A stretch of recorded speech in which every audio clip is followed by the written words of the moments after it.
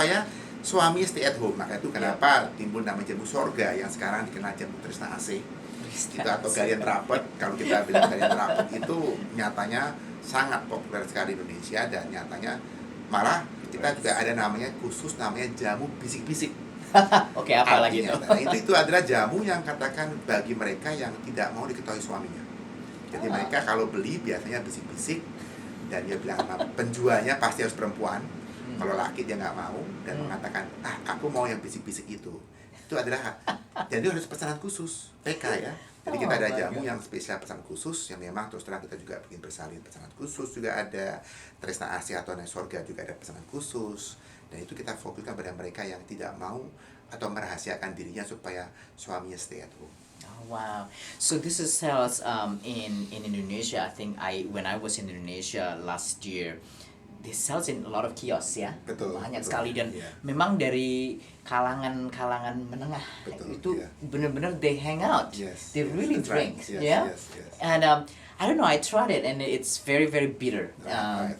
I don't know, but I think but this is all non-chemical ya. It's all natural. Semua natural ya, betul. Sekarang Pak Charles, yang saya pertanyakan, kapan Pak Charles sendiri mulai benar-benar interested in getting involved with the business? Ya, saya masuk tahun 76, karena saya mewakili ayah saya meninggal tahun 76, sehingga mau nggak mau saya masuk, dan beliau masih ada tahun 76, sehingga pada waktu itu dirahasiakan di dalam keluarga, tidak boleh kita bicara bahwa ayah saya meninggal, karena waktu itu memang dirahasiakan untuk menjaga supaya beliau nggak sakit, karena beliau memikirkan bahwa the next generation will be my father. Tapi karena my father pass away first, we keep it quiet for a while. Tapi karena a while ini nyatanya menjadi satu dispute, sehingga begitu ayah saya meninggal 78 beliau meninggal. That was a big problem coming up, and I expected too. That's why saya pikir karena saya mewakili keluarga, ya mau nggak mau saya harus membantu atas nama keluarga saya yang pada waktu itu semuanya perempuan, karena saya punya kakak perempuan, adik perempuan juga, ibu saya juga katakan seorang diri, sehingga beliau mengatakan, ibu saya mengatakan, kenapa harus stay with Nya Menir, why don't you try to sell it then if you got so many problems. Tapi saya punya komitmen. Saya waktu itu pernah bicara sama Bu Menir bahwa Bu Menir mengatakan kalau Anda sebagai cucu dalam, karena kalau orang keluarga di Chinese itu cucu dalam itu dianggap sebagai katakan ya orang yang bisa meneruskan generasi. Pada waktu saya merasa, why should I be the next generation for that? Tapi karena saya punya komitmen itu, saya masuk sebagai mewakili keluarga. Nyatanya berat sekali karena saya menghadapi om tante, dan saya menghadapi beberapa katakan anak-anak yang di atasnya mereka. Saya paling junior, dan saya ditekan terus. Akhirnya ketimbulah satu pemikiran bahwa I got to survive on behalf of my family, then that's why I got to participate what's happening at that time. Dan itu menjadi bagian kehidupan saya yang sangat rumit ya, karena saya harus ngalamin dispute selama 24 tahun. Wow. But when you left Indonesia, what year was that? That was 68. 68, and I left for London, 68 to 73. Did you go to study? Yes, I was in a pre-medical school. Saya di pre-med ya, tapi nyatanya karena terus terang aja saya melihat bahwa itu sebenarnya saya bukan karena saya senang seorang dokter, menjadi dokter senang, tapi menjadi dokter susah sekali. Saya belajar chemistry juga saya gagal, di biology saya gagal juga, di fisik saya juga gagal. Saya rasa kok bukan jiwa saya. Terus saya ke psikolog, saya tanya jiwa saya apa, terus saya ikuti beberapa tes. Nyatanya tujuan saya, dia melihat bahwa diri saya sebenarnya saya tuh bagus menjadi pendeta. Oh really? Pendeta atau menjadi seorang marketing. Pada itu waktu itu marketing kan belum ada tahun 68 72 itu masih belum kelihatan ya. Dia bilang, why don't you go to the States, because that is the best place to study for marketing. And that's why I went to not to a good school, but at least I went to a school called I would say at that time it's just a fair university called the Tennessee State University. Oh, is it in Tennessee? Yeah, in Tennessee, di daerah kota namanya Murfreesboro. Saya stay there for about 1.5 year. So I transfer to Miami, Ohio.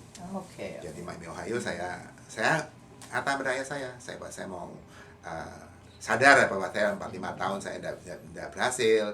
Saya mau ke London, ke States, saya mau berhasilkan saya punya sekolah. Dan ayah saya menjadikan bahwa ayah saya itu mau datang pada waktu graduation tahun 76 April ya. Tapi karena karena ayah saya kena cancer ya tahun 75, akhir ya beliau meninggal sebelum saya graduate. Jadi itu was a very shock for me. So saya merasa wah, that nobody watch me, look at me again, so nggak ada lagi yang take care of me, ya saya harus kembali lagi ke Indonesia. Saya masih kerja, saya masih bisa kerja di Union Carbide.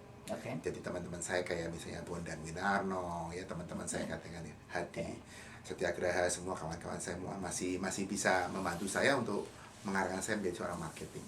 Okay, but when did you actually really start growing your passion in this jamu business? Wow, itu pertanyaan yang luar biasa ya.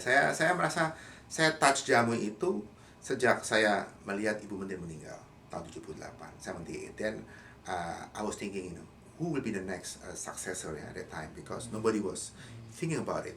Saya pikir apa uncle saya, apakah auntie saya, karena mereka juga berebut ya, karena mereka merasakan I can do it the same thing. If my father could do it, why couldn't I?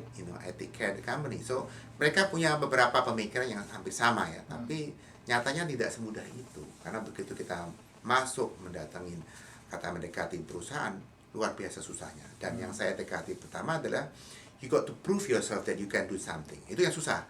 Jadi uncle and auntie usually ask, what can you do? Okay, I know you graduated from the States, so what? Gitu.